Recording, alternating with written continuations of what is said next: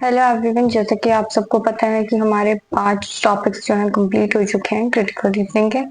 आज हम अपने सिक्स्थ टॉपिक करेंगे। हमारा जो सिक्स्थ टॉपिक है वो है कॉज एंड इफेक्ट। जितने भी हमारे चैप्टर्स हो चुके हैं उनको आप एक बार रिवाइज कर लेना, उनके क्वेश्चन सॉल्व करते रहना। हमारे सिर्फ दो ही चैप्टर रहते हैं, दो टॉपिक रहते हैं, ये भी बोल सकते हैं। तो एक तो कॉज एंड इफेक्ट, एक इनफेरेंस जजमेंट, ये वाला चैप्टर रहता है। ठीक है, तो ये दो चैप्टर हम अपने इस हफ्ते में कंप्लीट कर लेंगे और अगले हफ्ते से हम करंट अफेयर्स की सीरीज लेके आएंगे। मैं अपने नोट्स अभी तैयार कर रही हूँ, उसमें थोड़ा सा टाइम लगेगा, तो नेक्स्ट वीक से हम स्टार्ट करेंगे। ठीक है, बाकी इसकी आप प्रैक्टिस करते रहना और जब भी इसकी आपको रिवीजन सेशन चाहिए होंगे मैं आपके लिए ले आऊंगी। ठीक है, बीच बीच में हम इसका रिवीजन करते रहेंगे। प्रीवियस ईयर क्वेश्चन का जो पीडीएफ है उसमें बहुत सारे क्वेश्चन है, बीच बीच में थोड़े बहुत लगाते रहेंगे। तो सबसे पहले आप स्टार्ट करते हैं कोज और इफेक्ट। कोज और इफेक्ट में सबसे पहले हमें ये देखना है कि जो भी हमारी स्टेटमेंट लिख रखी है उसमें क्या हुआ है और कैसे हुआ है। ठीक है, अगर हम कॉज और इफेक्ट की डेफिनेशन की बात करें तो एक कॉज क्या होता है, प्रोड्यूसर होता है किसी एक इफेक्ट का। मतलब कुछ भी अगर काम हुआ है तो उसके पीछे रीजन क्या रहा होगा, दैट इज कॉज। ठीक है, ये रीजन है, कुछ भी हुआ है उसके पीछे का। ठीक है, ये ट्रिगर करता है कंडीशन को या इवेंट को जो कि दूसरे इवेंट को होने के लिए मतलब मजबूर करता है या उसकी वजह से जो होता है। ठीक है, और इफेक्ट क्या है, रिजल्ट है। कोज क्या है, जिसके वजह से इफेक्ट क्रिएट हुआ है, मतलब रीजन। और इफेक्ट क्या है, रिजल्ट। मतलब हमने कुछ काम किया, उसका हमें रिजल्ट क्या मिला, उसको हम इफेक्ट बोलेंगे। और हमने कोई काम किया है, उसका वो काम हमने क्यों किया है, ठीक है, तो उसको हम क्या बोलेंगे, कॉज बोलेंगे। तो कॉज और इफेक्ट अगर हमें पता लगाना है तो हम अपने जो सेंटेंस हमारा जो स्टेटमेंट दे रखा होगा उससे पूछेंगे। अगर हम वट पूछेंगे कि ये का इससे क्या हुआ, मतलब इसके बाद अगर हमने ये किया तो इससे क्या हुआ, तो अगर हमें क्या हुआ का आंसर जिस भी स्टेटमेंट में मिल रहा है वो हमारा क्या होगा, इफेक्ट होगा। और अगर ये क्यों हुआ, अगर वाई का आंसर हमें मिल रहा है तो वो हमारा कोज होगा। ठीक है, अब हम टाइप्स की बात कर लेते हैं। कोज और इफेक्ट की जो रिलेशनशिप के टाइप्स आते हैं क्या क्या हो सकते हैं। पहली बात दे रखा है कि मतलब जिस टाइप के क्वेश्चन आते हैं वो उसकी बात कर रहे हैं। क्वेश्चन में हमारे 5 ऑप्शन मिलेंगे, जैसे कि सबसे पहले मिलता है कि फर्स्ट कॉज है, सेकंड इफेक्ट है। अब ऐसा हो सकता है फर्स्ट स्टेटमेंट में हमारा कोट लिख दिया हो और सेकंड में हमारा रिजल्ट लिख दिया हो, मतलब इफेक्ट लिख दिया हो, उससे क्या रिजल्ट आए हैं। तो फिर उस हिसाब से फर्स्ट आंसर चूज कर लेंगे। सेकंड में बिल्कुल उल्टा है कि सेकंड तो कोज हो गया और फर्स्ट इफेक्ट हो गया। ठीक है, अच्छा इसके एग्जाम्पल्स दे रखे हैं, एग्जाम्पल्स भी कर लेते हैं। जैसे कि there was the best hail storm at the result. तो दूसरी स्टेटमेंट दे रखी है majority of the standing crops were destroy. अब हमें पढ़ने से साफ साफ पता चल रहा है कि एक बहुत मैसिव, बहुत बड़ा हेल स्टॉर्म रहा है उस रीजन के अंदर और उसकी वजह से क्या हो गया, मेजोरिटी ऑफ जो स्टैंडिंग क्रॉप्स थी वो डिस्ट्रॉय हो गई। तो इफेक्ट क्या आया है कि जो क्रॉप्स है वो डिस्ट्रॉय हो गई, तो ये हमारा इफेक्ट हो जाएगा। और क्यों हुआ है ये, वाई का रीजन कौन दे रहा है, ये दे रहा है, तो ये हमारा कोज हो जाएगा। तो फर्स्ट हमारा कोज और सेकंड हमारा इफेक्ट। ठीक है, दूसरे एग्जांपल की बात करें तो जो गवर्नमेंट है उसने लॉन्च किया है एक probe into the bank activity. मतलब इन्वेस्टिगेशन करेगा गवर्नमेंट कि बैंक एक्टिविटीज में कुछ गड़बड़ है या नहीं, मतलब इस तरीके से कुछ एक फाइनेंशियल फ्रॉड जो है पाया गया है एक लीडिंग बैंक के अंदर। एक लीडिंग जो मेन्स बैंक होते हैं उनको बोलते हैं लीडिंग बैंक, जो बड़े बड़े बैंक होते हैं उसके अंदर एक फाइनेंशियल फ्रॉड पाया गया, इसीलिए उसने एक इन्वेस्टिगेशन जारी की है ना। तो ये तो हमारा इफेक्ट हो गया, इन्वेस्टिगेशन क्यों जारी की, क्योंकि फ्रॉड पाया गया, तो ये क्या हो गया, कोज हो गया। उसके बाद आता है एक ऑप्शन आता है हमारा कि दोनों इंडिपेंडेंट क्लोज है, कोई किसी पे डिपेंड नहीं कर रहा, कोई किसी का कोज नहीं है और ना ही कोई किसी का इफेक्ट है। ठीक है, जैसे कि एक नेशनल क्रिकेट टीम ने जो है वर्ल्ड कप जीत लिया, ये पहला स्टेटमेंट दे रखा है। दूसरा दे रखा है कि जो गवर्नमेंट है उसने इंक्रीज कर दी सब्सिडीज एक इलेक्ट्रिक व्हीकल पे। एक और स्टेटमेंट दे रखा है कि एक जो न्यू वैक्सीन है वो डेवलप की गई और प्रीवेलेंट डिजीज, तीनों की तीनों अलग अलग चीजों के बारे में बात कर रहा है। पहला बात कर रहा है कि नेशनल क्रिकेट से रिलेटेड, कि किसी टीम ने जीत लिया है। दूसरा बोल रहा है गवर्नमेंट ने सब्सिडीज लिया है, वो भी इलेक्ट्रिक व्हीकल्स की, बिल्कुल उससे अलग बात हो गई। तीसरे में बोल रहा है कि नई वैक्सीन लेके आए हैं। तीनों का कुछ भी रिलेशन नहीं है। फोर्थ क्या हमारा, इफेक्ट ऑफ इंडिपेंडेंट कॉजेज, मतलब इंडिपेंडेंट कोई कोज है, उनके इफेक्ट दे रखे हैं, मतलब कोज अलग अलग रहा होगा, कोई रिजल्ट दे रखा है लेकिन उसका रीजन कुछ अलग अलग रहा होगा, ऐसी दो स्टेटमेंट है। जैसे कि जो नेशनल क्रिकेट है उसने जीता है वर्ल्ड कप, ठीक है, और दूसरा बोल रहे हैं कि जो कंट्री की जो लिटरेसी रेट है वो इंक्रीज हो गई है 5%, दोनों रिजल्ट है। वर्ल्ड कप जीत लिया, रिजल्ट है। कंट्री की लिटरेसी रेट 5% से इंक्रीज हो गई, ये भी रिजल्ट है। अब ये किस चीज का रिजल्ट है ये हमें नहीं पता है, तो दोनों इफेक्ट, तो ये क्या है, इफेक्ट है दोनों इंडिपेंडेंट क्लोज के, मतलब ऐसे क्लोजेस के जो एक दूसरे के ऊपर डिपेंड नहीं करते हैं, ठीक है। उसके बाद हमारा आता है effect of a common close, मतलब सेम कोज है और उसी के दोनों इफेक्ट दे रखे हैं। जैसे कि जो सिटी का हॉस्पिटल है वो रिपोर्ट करता है इंक्रीज किसके अंदर, रेस्पिरेटरी इलनेस में। दूसरा स्टेटमेंट में रखा है जो स्कूल्स हैं सिटी के अंदर वो क्लोज कर दिए गए हैं। अब देखो, जो हॉस्पिटल है उसमें बताया जा रहा है कि बहुत ज्यादा इंक्रीज हुआ है किसमें, रेस्पिरेटरी इलनेस।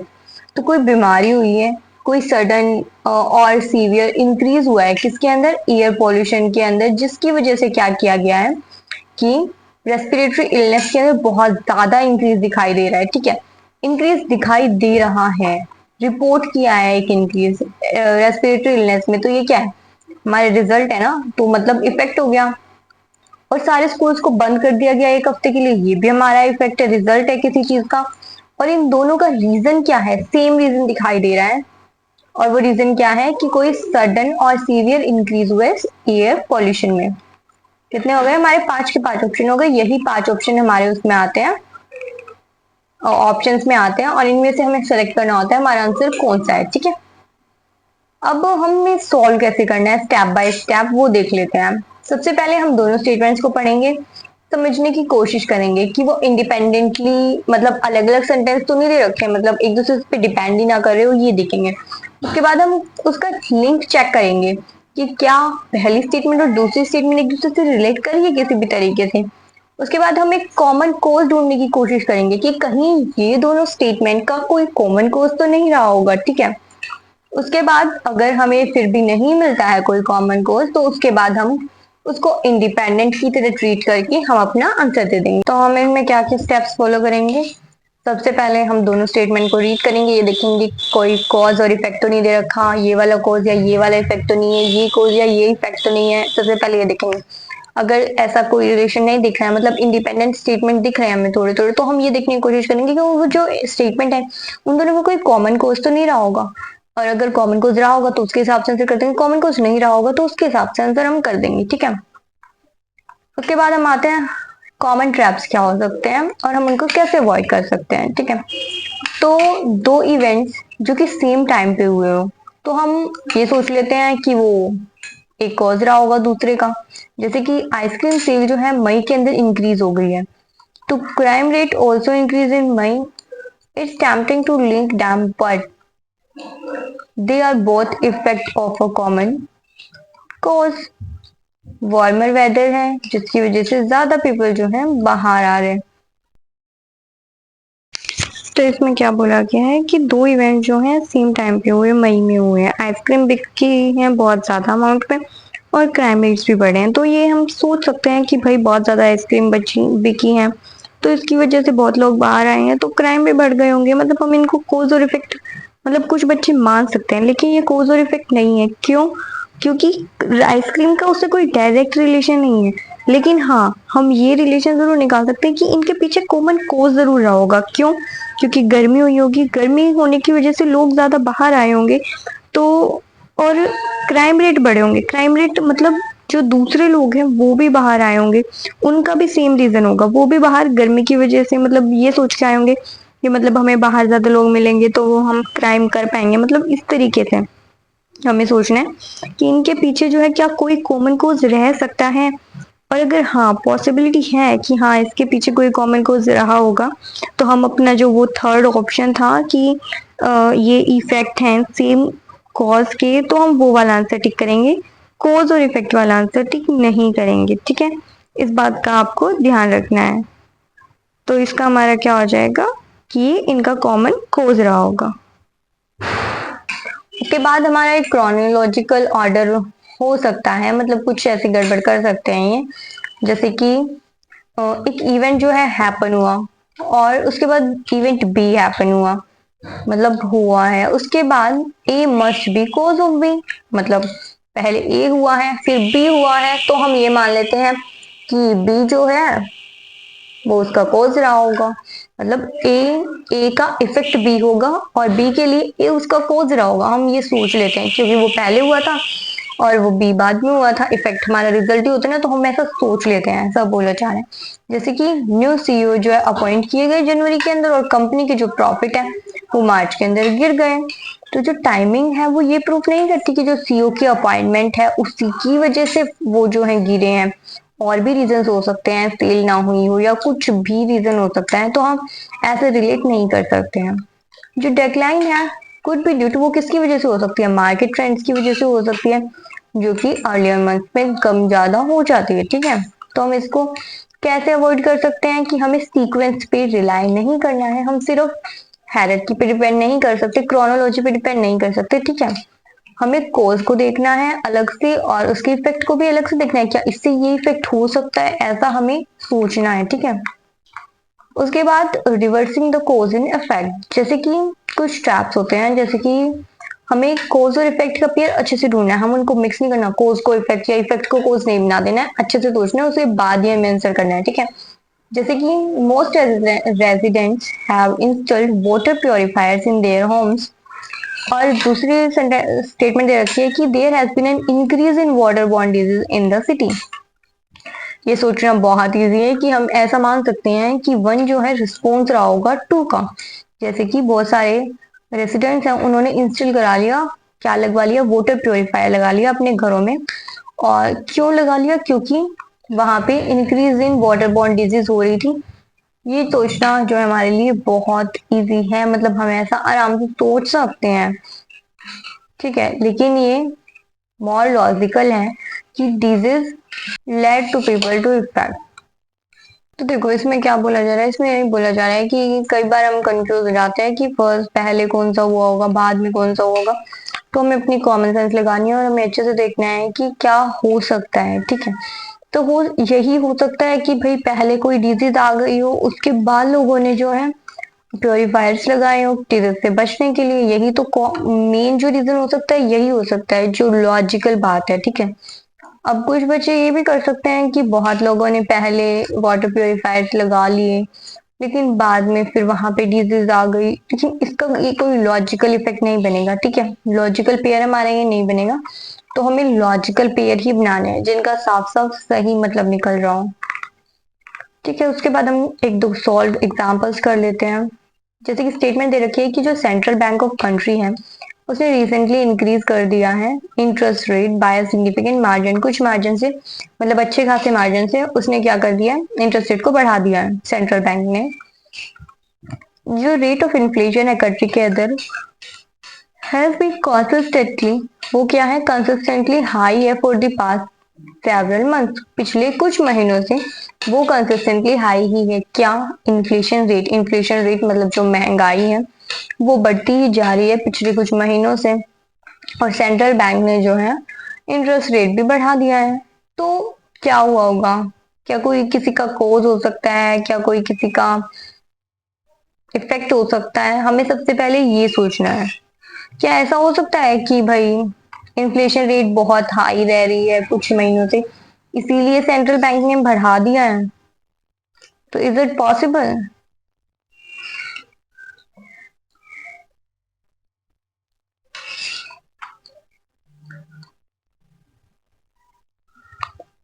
नहीं हो सकता।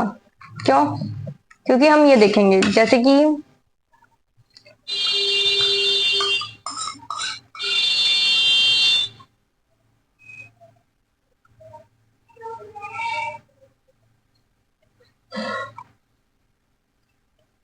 तो बताइए तो इसके अंदर क्या हो सकता है, इसके अंदर क्या हो सकता है कि ये हो सकता है कि जो इन्फ्लेशन रेट जो है बहुत बढ़ती जा रही थी पिछले कुछ महीनों से, इसीलिए सेंट्रल बैंक ने क्या डिसाइड किया कि जो इंटरेस्ट रेट है वो बढ़ा देंगे, ताकि ये एक पॉलिसी होती है इनकी, इनके जो है माइंडसेट होता है, जब इन्फ्लेशन बहुत ज्यादा बढ़ती है तो ये क्या करते हैं, जब महंगाई बहुत बढ़ती जा रही होती है तो ये क्या करते हैं कि ये इंटरेस्ट रेट को बढ़ा देते हैं, जिसकी वजह से ये महंगाई को कंट्रोल में ला सके।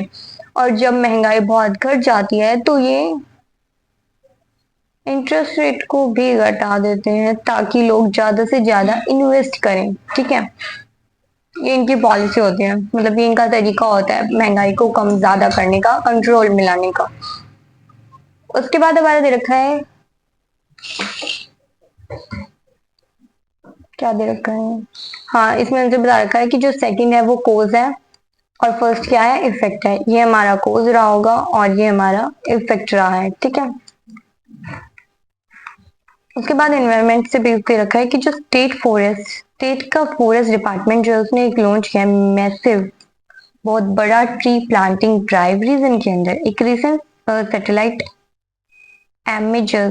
एमर्जी रिपोर्ट ने हाईलाइट किया था एक रिसेंट सैटेलाइट एमर्जी रिपोर्ट ने हाईलाइट किया था एक significant loss of forest cover in a state over the 5 last years. इसमें क्या बोला गया है कि जो स्टेट का जो फॉरेस्ट डिपार्टमेंट है उसने क्या किया है, लॉन्च कर दिया है एक बहुत बड़ा ट्री प्लांटिंग ड्राइव रीजन के अंदर। ठीक है, ये हमें रिजल्ट दिख रहा है कि हाँ कुछ उन्होंने किया है, किसी चीज का रिजल्ट हो सकता है ये। ठीक है, तो अगर हम दूसरी स्टेटमेंट पढ़ते हैं तो ये दूसरी स्टेटमेंट का ही रिजल्ट है। क्यों? क्योंकि दूसरी में बोला जा रहा है कि कोई एक रिसेंट कोई रिपोर्ट दी गई है जिसके अंदर क्या बताया जा रहा है कि बहुत ज्यादा सिग्निफिकेंट, बहुत बड़ी मात्रा में लॉस हो रहा है फॉरेस्ट कवर का हमारे स्टेट के अंदर। मतलब जिस भी स्टेट की ये बात चल रही है पिछले 5 सालों से बहुत ज्यादा लॉस हो रहा है, तो लॉस हो रहा है, वो रिपोर्ट आई है, उसी की वजह से उन्होंने क्या किया है, ट्री प्लांटेशन का एक मैसिव प्रोग्राम जो है जारी किया है। ठीक है, उसके बाद अगले एग्जाम्पल पे आते हैं। There has been a significant rise रहा है किसके अंदर, सेल के अंदर, एर्गोनॉमिक ऑफिस फर्नीचर के अंदर over the past 2 years. Significance rise रहा है, ये हमें पढ़ने से लग रहा है कि ये चीज का रिजल्ट है। ठीक है, दूसरा पढ़ते हैं। एक नंबर ऑफ कंपनीज जो है have adopted a permanent work from home policy. तो इसमें क्या बोला जा रहा है कि बहुत सारी जो कंट्रीज हैं, सॉरी बहुत सारी जो कंपनीज हैं, उन्होंने अडॉप्ट कर लिया एक permanent work from home policy जो है उन्होंने अडॉप्ट कर लिया है। तो ये रीजन हो सकता है क्या, बढ़ गया है हमारा सेल्स बढ़ गई है, हाँ बिल्कुल हो सकता है। ये हमारा कोल हो जाएगा और दूसरा जो है इफेक्ट हो जाएगा, लोग अपने हिसाब से काम कर पा रहे हैं तो उसकी वजह से जो है उनकी एफिशिएंसी बढ़ गई, जिसकी वजह से सेल्स पे इंक्रीज हो गई कंपनी की। ठीक है, सिटी का जो मैराथन इवेंट है so a record number of participant this year. मतलब एक अच्छा रिकॉर्ड देखा गया है, मैराथन जो इवेंट रहा था सिटी का उसमें बहुत अच्छा नंबर देखा गया है इस साल। उसके बाद बोला जा रहा है कि जो लोकल गवर्नमेंट है उसने सिग्निफिकेंटली इम्प्रूव की है quality of public park and जॉगलिंग tracks in the cities. तो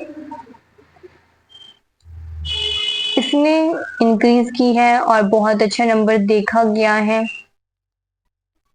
इंक्रीज की है मतलब उसने कुछ काम किया है, कुछ रिजल्ट निकला है, कुछ इफेक्ट हुआ है किसी चीज का, उन्होंने कुछ देखा होगा जिसकी वजह से उन्होंने काम किया होगा और क्वालिटी को, पब्लिक पार्क्स वगैरह को अच्छा किया होगा। तो ये क्या है, हमारा इफेक्ट है। ठीक है, इसको हम कॉज नहीं मान सकते, हमें ट्रैप में नहीं फंसना है कि ये इसका हमें कॉज लग रहा है, ये इफेक्ट है किसी चीज का। और जो सिटी का मैराथन है उसमें भी पार्टिसिपेशन में इंक्रीज दिखा है, तो ये भी हमारा इफेक्ट है।